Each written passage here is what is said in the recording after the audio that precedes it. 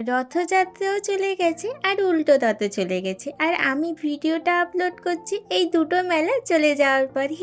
কারণ আমি আরেকটা জায়গায় ঘুরতে চলে গিয়েছিলাম। হ্যালো এভরিওয়ান, আমি রিয়া। আজকে আমি তোমাদের কাছে রথযাত্রার ছোট্ট একটা মিনি ভ্লগ নিয়ে চলে এসেছি। তোমরা রথযাত্রার ছোট্ট একটা মিনি ভ্লগ আগেই দেখে ফেলেছো। আমি তখন সেদিনকার গিয়েছিলাম শখের বাজারের মেলায়। আর আজকে যেখানে গিয়েছি সেটা হলো ঠাকুরপুকুরের বিশাল বড় মেলা হয় আমাদের এখানে রথযাত্রা উপলক্ষে।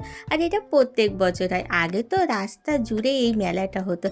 এখন যেমন গাড়ির সংখ্যা বেড়ে গিয়েছে, তাই রাস্তাটাকে হাফ করে দিয়েছে। মানে একটা বিশাল বড় লাইন করে মেলার দোকানগুলো এই হাফ রাস্তায় বসে, আর হাফ রাস্তা দিয়ে হলো গাড়ি চলাচল করে।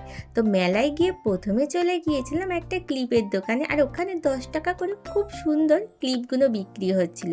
তো সেখান থেকে একটা ক্লিপ কিনে নেওয়ার পর মেলাটাকে একটু ঘুরে দেখছিলাম। তো খুব সুন্দর একটা এখানে গাড়ির যে গেমগুলো হয় সেইগুলো বসেছিল। তো ওটা দেখে আমার বেশ ভালো লাগছিল। সবশেষে দর্শন করলাম বিশাল বড় রথটাকে। আর এর মধ্যে ঠাকুর তো নেই, কারণ ঠাকুর প্রথম দিনে থাকে আর তারপরে মাসির বাড়িতে চলে যায়। আর আমি লাস্ট থেকে যেহেতু মেলাটা দেখতে দেখতে এসেছি, তাই জন্য ফার্স্টে গিয়েই রথটাকে দেখতে পেয়েছি। তারপর সবশেষে ভাইয়ের জন্য মেলা থেকে কিনে নিলাম এই রকমের একটা পাখির বাসি। তারপর বাড়ির দিকে চলে আসলাম। টাটা।